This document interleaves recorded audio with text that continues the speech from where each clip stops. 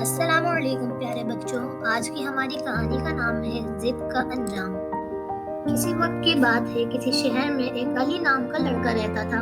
वो बहुत जिद्दी लड़का था। एक दिन वो अपने कमरे में बैठकर बहुत जोर जोर से रो रहा था और चिल्ला भी रहा था। अली की रोने की आवाजें सुनकर उसके मम्मी पापा दोनों जल्दी से अली के कमरे में जाते हैं और वो अली से पूछते हैं कि बेटा आप क्यों रो रहे हो। तो अली कहता है कि मुझे नए कपड़े चाहिए। अली के बाबा अली को समझाते हैं कि अली बेटा तुमने कुछ दिन पहले ही तो नए कपड़े लिए थे। तो अली फिर से रोने और चीखने लगता है।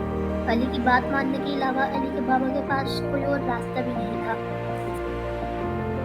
तो वो अली को नए कपड़े दिलाने के लिए ले जाते हैं। फिर अली मॉल से बहुत सारे नए कपड़े लेता है और घर आ जाता है।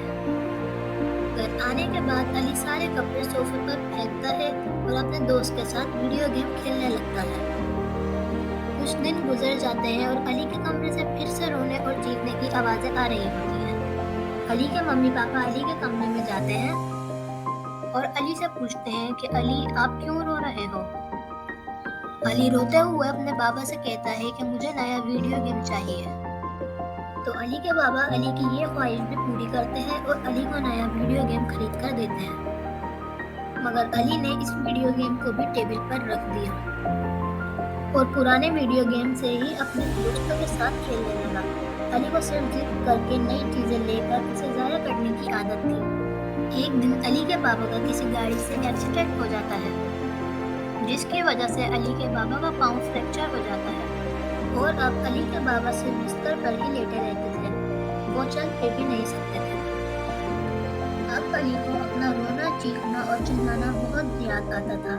वही जिद याद आती थी जिससे अली को नई चीजें मिलती थी और वो उसे फेंक दिया करता था। अब अली को मालूम हुआ कि इसके मम्मी पापा उससे कितना प्यार करते हैं और अब उसे अपनी जिद पर बहुत अफसोस था और वो अपने मम्मी पापा से बहुत शर्मिंदा भी था। प्यारे बच्चों, जिद करना बहुत बुरी बात है। हमें कभी भी जिद नहीं करनी चाहिए।